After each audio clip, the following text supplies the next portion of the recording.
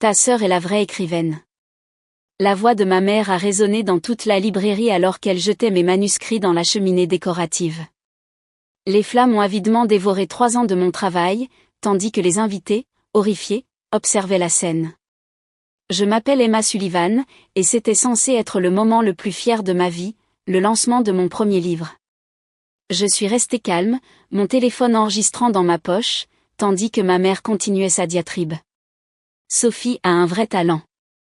Toi, tu as juste eu de la chance avec tes petites histoires. Elle mérite ce contrat, pas toi. L'ironie ne m'a pas échappé. Sophie, ma sœur cadette, n'avait jamais terminé quoi que ce soit qu'elle commençait, y compris son diplôme de littérature anglaise à moitié achevé. Laissez-moi revenir un peu en arrière. J'ai 28 ans et j'écris depuis que je sais tenir un crayon.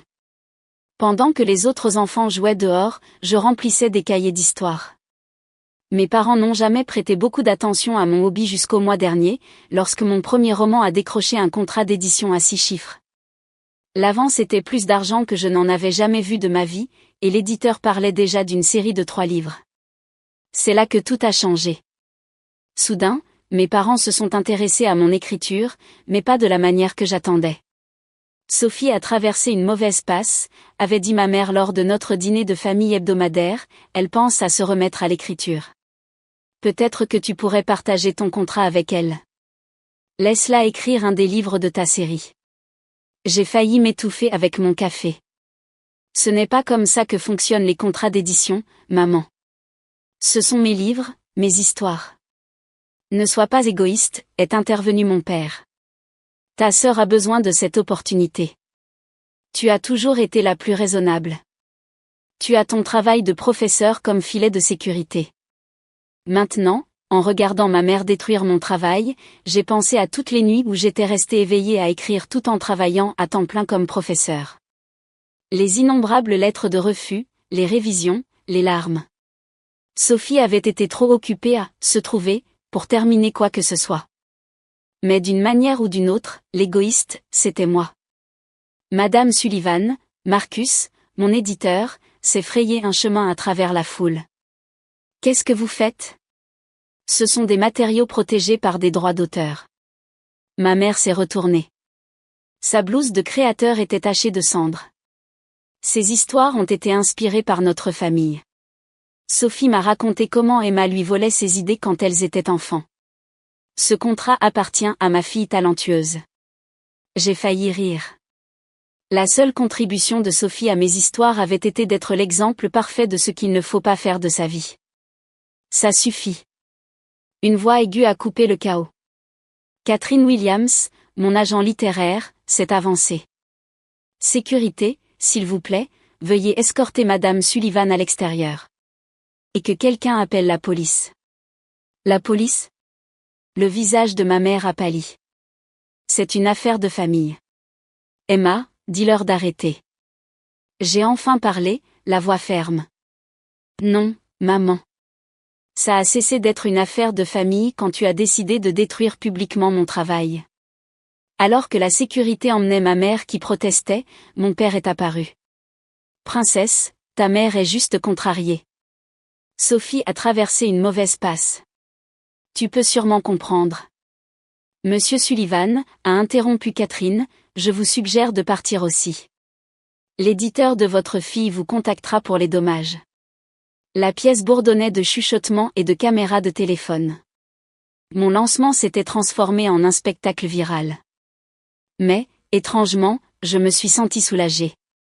Des années à être la raisonnable, la sœur responsable, celle qui devait se sacrifier pour les rêves de Sophie, tout se terminait ce soir.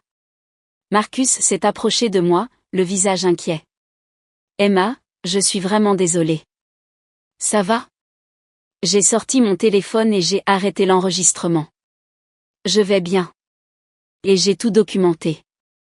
Catherine a souri d'un air entendu. Fille intelligente. Mais qu'en est-il de tes manuscrits ? C'était à mon tour de sourire. Ce n'étaient pas mes vrais manuscrits.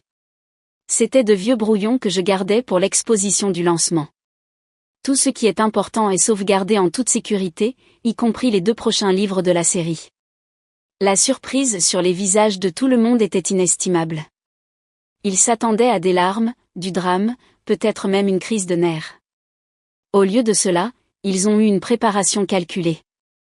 Des années à gérer ma famille m'avaient appris à toujours avoir un plan B. Mon téléphone a vibré. Sophie appelait. J'ai rejeté l'appel et je me suis tournée vers Marcus. Je crois que nous avons un lancement de livre à sauver. Il a souri, voyant déjà le potentiel marketing. Ça va faire une histoire incroyable. Alors que les invités commençaient à se réinstaller, j'ai vu mon reflet dans la vitrine de la librairie. J'avais l'air différente d'une certaine manière, plus forte. Ma mère avait essayé de détruire mon rêve, mais elle n'avait réussi qu'à mettre le feu à ses propres illusions sur le contrôle de ma vie. Mon téléphone n'arrêtait pas de vibrer avec des messages de parents, tous se précipitant pour me dire que je devais faire la paix, comprendre, pardonner. Mais j'en avais fini d'être la compréhensive. Parfois, la meilleure vengeance n'est pas de riposter. C'est de laisser les gens montrer au monde exactement qui ils sont. Catherine m'a serré le bras. Prête à t'adresser à tes lecteurs ? Ils vont avoir des questions. J'ai hoché la tête, redressant ma veste. Je suis prête. Après tout, toute bonne histoire a besoin d'un tournant dramatique. Ce qui s'est passé ensuite allait tout changer. Mais pour l'instant, j'avais un lancement de livre à terminer. Et quelque part en ville, ma mère était sur le point d'apprendre que les actions ont des conséquences. Des conséquences très publiques et très coûteuses. Le lendemain de mon lancement de livre désastreux, je me suis réveillée au milieu d'une frénésie médiatique. Mon téléphone était inondé de notifications, de mentions dans les médias, sur les réseaux sociaux et, plus surprenant encore, de messages d'autres auteurs partageant des histoires similaires de sabotage familial. La vidéo de ma mère détruisant mes manuscrits était devenue virale. « Emma, tu as vu ça ?» Catherine a appelé tôt, la voix excitée. Ton livre vient de grimper à la première place sur Amazon. Les préventes sont astronomiques. Je parcourais les titres. La mère d'une auteure brûle des manuscrits dans un drame de lancement choquant. Le sabotage familial tourne mal, le premier roman de Sullivan s'envole. Et mon préféré, la rivalité fraternelle s'enflamme lors d'un événement littéraire. Il y a plus, a continué Catherine. 3 grandes chaînes de télévision veulent des interviews. Ils appellent ça le rite de passage, l'histoire d'une auteure qui renaît des cendres de la trahison familiale. Je n'avais pas prévu ce niveau d'attention, mais les actions de ma mère avaient transformé mon lancement tranquille en un moment culturel. Les gens n'étaient plus seulement intéressés par mon roman. Ils étaient investis dans mon histoire. La sonnette a retenti. Une autre livraison de fleurs, cette fois de mon ancien groupe d'écriture avec une note qui disait « Ta mère a allumé un feu, mais pas celui qu'elle avait l'intention d'allumer. » Il n'avait pas tort. Mon téléphone a vibré avec un SMS de Sophie. Maman est anéantie. Comment as-tu pu la laisser se faire arrêter ? Tout ça, c'est de ta faute. En réalité, je n'avais pas porté plainte, mais mon éditeur avait d'autres idées. La police l'avait libéré avec un avertissement, mais Marcus engageait des poursuites judiciaires pour destruction de propriété intellectuelle et perturbation d'un événement commercial. Un autre texto a suivi. Elle essayait juste de m'aider. Tu sais que j'ai toujours voulu être écrivaine. J'ai pensé à la carrière d'écrivaine de Sophie, les histoires inachevées, le blog abandonné, les cours d'écriture créative qu'elle a laissé tomber. Pendant ce temps, j'avais écrit mon roman pendant les pauses déjeuner à l'école, le soir et les week-ends. Chaque mot gagné par le sacrifice et la détermination. Le téléphone fixe a sonné, le dernier recours de mes parents depuis que j'ai bloqué leur numéro sur mon portable. J'ai laissé la messagerie vocale se déclencher. Emma, ma chérie, la voix de mon père s'est brisée. Ta mère ne mange pas. Elle est anéantie par ce qui s'est passé. Les voisins parlent. S'il te plaît, ne pouvons-nous pas régler ça en famille ? En famille.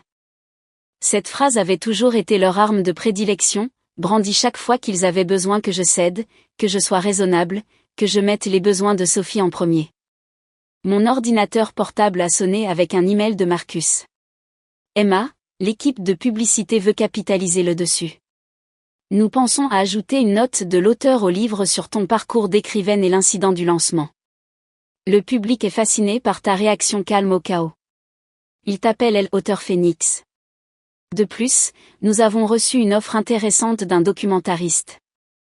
J'étais en train de rédiger ma réponse quand Catherine a rappelé. Mais la chaîne 5 maintenant. Ma mère était aux informations locales, debout devant sa maison avec son collier de perles parfait, des larmes coulant sur son visage. Je voulais juste ce qu'il y a de mieux pour mes 2 filles, sanglotait-elle. Emma a toujours eu tellement de chance, et Sophie a besoin de cette opportunité. En tant que mère, je devais essayer. J'ai mis la télévision en sourdine, ressentant un étrange mélange d'amusement et de tristesse. Même maintenant, elle essayait de contrôler le récit, de se peindre comme la mère dévouée luttant pour sa fille en difficulté. Mon téléphone s'est allumé avec un message de mon ancienne professeure de littérature. J'ai vu les nouvelles. Tu te souviens quand ta mère n'est pas venue à ta première remise de prix d'écriture à cause du récital de danse de Sophie? Certaines choses ne changent jamais. Reste forte. Elle avait raison. Rien n'avait changé, sauf moi. J'ai ouvert mon ordinateur portable et j'ai commencé à écrire, non pas pour mon prochain livre, mais pour moi-même. Chère maman et papa, pendant des années, j'ai éteint ma lumière pour que Sophie brille. Chaque accomplissement venait avec de la culpabilité, chaque succès, avec l'obligation de partager. Mais voici ce que vous n'avez jamais compris, mes histoires n'ont jamais été sur la famille. Elles étaient sur le fait d'y échapper. Vous n'avez pas créé une écrivaine quand vous avez brûlé mes manuscrits. Vous en avez libéré une. Emma. Je ne l'ai pas envoyée. Je n'en avais pas besoin. Le lendemain matin, Publisher Weekly a annoncé que mon livre avait battu des records de prévente. Parfois, disait l'article, l'histoire réelle d'un auteur est plus captivante que sa fiction. Mon téléphone a de nouveau vibré. Sophie appelait pour la 20e fois. Cette fois, j'ai répondu. Comment oses-tu faire ça à notre famille, a-t-elle commencé.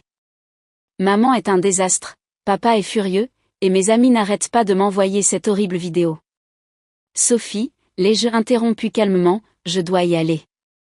J'ai une réunion avec l'équipe du documentaire. Documentaire sur quoi?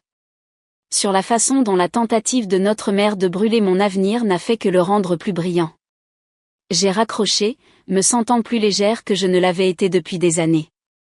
Le feu des manuscrits avait brûlé plus que du papier. Il avait incinéré les derniers vestiges de mon besoin de leur plaire. Marcus avait raison. Ça allait faire une histoire incroyable. Mais ce n'était pas encore fini. Loin de là. 3 mois après le lancement tristement célèbre du livre, ma vie s'était transformée de manière que je n'aurais jamais imaginée. Mon roman, La Renaissance du Phénix, ironiquement sur une femme qui se libère des attentes familiales toxiques, avait passé 8 semaines sur la liste des best-sellers du New York Times. Le documentaire sur l'incident de la combustion des manuscrits, intitulé « Rite de passage », suscitait des rumeurs d'Oscar dans la catégorie documentaire. Mais le plus grand changement n'était pas le succès, c'était le silence. Plus de dîners de famille hebdomadaires, plus de chantage émotionnel, plus de sacrifices de mes rêves pour les caprices de Sophie. La paix était libératrice. Cette paix a été interrompue un matin par un email inattendu de mon père. Emma, ta mère n'a pas été bien. La vidéo continue de circuler et elle ne peut pas quitter la maison sans que quelqu'un en parle. Sophie a perdu son emploi parce que son patron a vu les nouvelles. C'est allé trop loin. Nous aurons une réunion de famille ce soir à 19h. S'il te plaît, viens à la maison et aide-nous à arranger ça. J'ai failli le supprimer, mais quelque chose a attiré mon attention. Il ne s'agissait pas de céder. Il s'agissait pour eux de faire face aux conséquences. À 7h05, je suis entrée dans la maison de mon enfance. L'odeur familière des biscuits aux pépites de chocolat anxieux de maman remplissait l'air. Elle faisait toujours des biscuits aux pépites de chocolat pendant les crises familiales. Ils étaient assis autour de la table de la salle à manger, maman, semblant plus petite que dans mes souvenirs, papa, essayant de maintenir sa pose autoritaire habituelle, et Sophie, me lançant des regards noirs. « Tu as tout gâché », a commencé Sophie. Mais papa a levé la main. « Laisse-moi m'en occuper », a-t-il dit en se tournant vers moi. « Princesse, il faut que ça cesse. » Le documentaire, les interviews, le succès du livre, ça détruit notre famille. Les gens appellent ta mère la brûleuse de livres. La vie de Sophie est en ruine. Je me suis assise en silence, buvant l'eau que maman avait nerveusement posée devant moi. Intéressant, ai-je finalement dit, que vous soyez plus préoccupé par votre réputation que par ce que vous avez fait. Je protégeais Sophie, a explosé maman. Tu as toujours eu tout si facile. Facile, l'ai-je interrompu, la voix calme mais ferme. Parlons de ce qui est facile. Parlons de la façon dont j'ai travaillé à temps plein tout en écrivant mon roman. De la façon dont j'ai passé chaque jour de vacances dans des ateliers d'écriture pendant que Sophie se trouvait en Europe avec votre argent. De la façon dont j'ai construit ma carrière pendant que vous étiez occupé à planifier le prochain nouveau départ de Sophie. Mais elle en avait besoin. A commencé maman. Non, l'ai-je coupé. Elle le voulait. Il y a une différence. J'ai sorti mon téléphone et j'ai joué une vidéo. Sophie dans un bar, clairement ivre, se vantant auprès de ses amis des semaines avant le lancement, ma sœur se la pète avec son contrat. Mais maman va arranger ça. On va la faire partager avec moi. Elle cède toujours. La couleur a quitté le visage de Sophie. D'où tu sors ça? Un de tes amis me l'a envoyé après le lancement. Apparemment, tout le monde ne trouve pas le sabotage familial mignon. Papa s'est penché en avant. Qu'est-ce que tu veux, Emma? De l'argent? On peut te payer pour que tu arrêtes le documentaire. J'ai ri. Littéralement ri. J'ai gagné plus avec mon avance que ce que tu as gagné l'année dernière, papa. Ce n'est pas une question d'argent. C'est une question de responsabilité.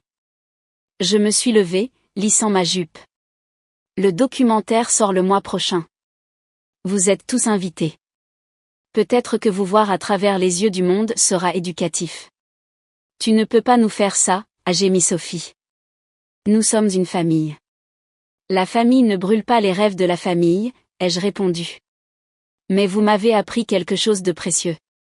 Toute bonne histoire a besoin de feu. Alors que je me retournais pour partir, maman m'a appelé. J'ai lu ton livre. Je me suis arrêtée. Le personnage principal, a-t-elle continué, la voix faible. Celle qui renaît de ses cendres. C'est toi, n'est-ce pas? Non, maman. C'était de la fiction. Ça, c'est moi, qui pars, qui réussit malgré vous. C'est la réalité. Le documentaire a été acclamé par la critique. Ma famille n'y a pas assisté, mais ils n'ont pas pu y échapper. Il ne s'agissait pas seulement de la combustion des manuscrits. Il s'agissait de schémas de dysfonctionnement familial, de survie créative, de dépassement des systèmes de soutien toxiques. Mon deuxième livre, un mémoire intitulé « Page en feu », a été publié 6 mois plus tard. J'y remerciais ma mère, non pas pour son soutien, mais pour m'avoir montré exactement ce que je ne voulais pas devenir. Sophie a finalement trouvé un nouveau travail, la dernière fois que j'ai entendu, elle a commencé à écrire pour de vrai au lieu de simplement en parler.